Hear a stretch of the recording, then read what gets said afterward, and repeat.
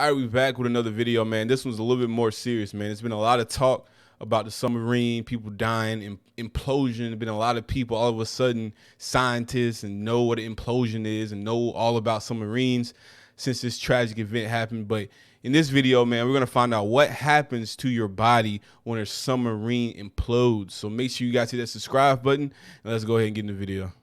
A courageous search for the Titan deep-sea submersible captivated the world. The debris is consistent with the catastrophic loss. But amidst this shared curiosity, a chilling question arises. What exactly happens to a human body when a submarine implodes? Imagine handing a 5-year-old child an air balloon and asking her to poke it. In an instant, it vanishes. The same phenomenon happens in reverse beneath the ocean, but much more swiftly. To put it simply, no remains are likely to be found. Yet the unsettling details behind this grim truth. Well, was it really an implosion then? Because they just found pieces of the submarine, right? And they said that there were human remains found with those pieces of the submarine.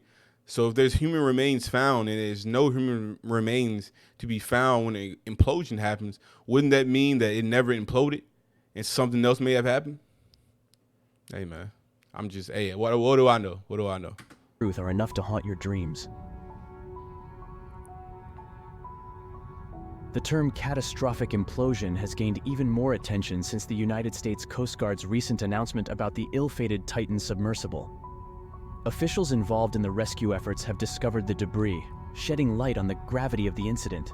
Think of an implosion as the opposite of an explosion, where forces from all directions push inward with such tremendous intensity that an object collapses, similar to a soda can when crushed.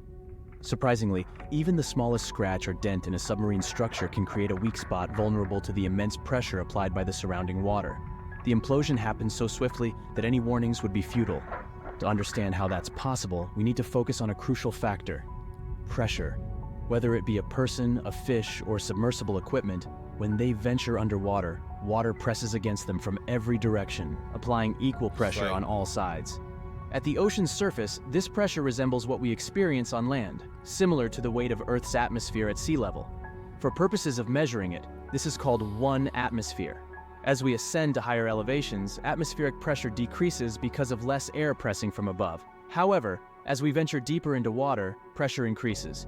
This underwater pressure is called hydrostatic pressure, with hydro meaning water and static referring to a state of rest. The more water lies above, the stronger the force it applies. However, water pushes not only downward, as already mentioned, it applies pressure from all sides, including below. We know this upward force as buoyancy, allowing us to float in water. So if water is pushing from all different directions, including below, that makes sense for the implosion because everything is getting smushed in a way and it just collapses into itself and you just turn it into mush, just yogurt. At a depth of just 10 meters or 33 feet, pressure doubles compared to the surface. In fact, for every 10-meter increment, pressure increases by 1 atmosphere. To illustrate using recent events, the Titanic rests approximately 12,500 feet or 3,800 meters below the surface, subjecting it to a staggering pressure approximately 380 times greater than that at the surface, equivalent to around 380 atmospheres or a crushing 6,500 pounds of pressure per square inch. Our human body is not equipped to withstand such extreme pressures, especially when exposed to sudden and drastic changes. Just to give you an idea, our bodies can handle roughly 50 pounds per square inch. However, at this mentioned depth, a person would experience pressures 130 times beyond their tolerance. As a result, the body's various systems suffer immediate and catastrophic damage simultaneously. Our lungs and air-filled spaces in the head become prone to collapse, instantly crushing the body. The air in the lungs is instantly compressed to the size of an earbuds case. That's why deep ocean creatures don't have air pockets within their bodies. In essence, your body's systems, respiratory, circulatory, and central nervous alongside the tissues would be utterly crushed, disintegrating your body into pieces in an instant. Though the outcome is undeniably tragic, there is a glimmer of insight. According to Dave Corley, a former U.S. nuclear submarine officer, when a submarine's hull collapses, it inwardly moves at an astonishing speed of approximately 1,500 miles per hour, or 2,414 kilometers per hour. This is equivalent to 2,200 feet per second. or 671 meters per second. Thus, the complete collapse occurs in just 1 millisecond, or 1,000th of a second. In comparison, a human brain instinctively responds to a stimulus in roughly 25 milliseconds, while a rational response, from sensing to acting, typically takes around 150 milliseconds. That's 25 to 150 times slower than the speed of the implosion. Therefore, the unfortunate individuals aboard the Titan could never have comprehended the unfolding events. It happened far too quickly for the brain to make Sad, sense, bro.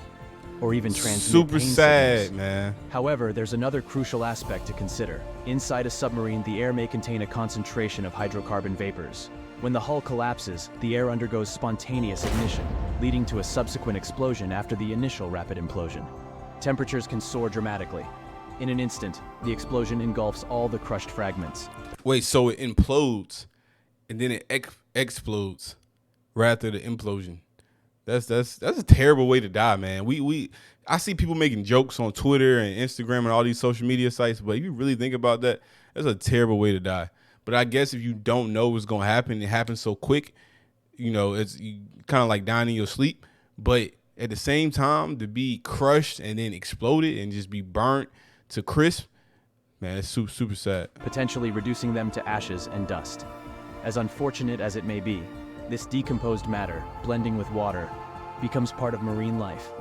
That's why experts and researchers, well versed in the consequences of catastrophic implosions, believe that recovering the remains of a human body becomes an overwhelming challenge. If you like this video, hit that subscribe button now and join our community. Hey, if you like this video, hit the subscribe button and make sure you follow me on Instagram at Swisherent. More videos like this and all different types of reaction videos on the way. So make sure you hit that subscribe button one more time. Thank you for watching. I'm out. Peace.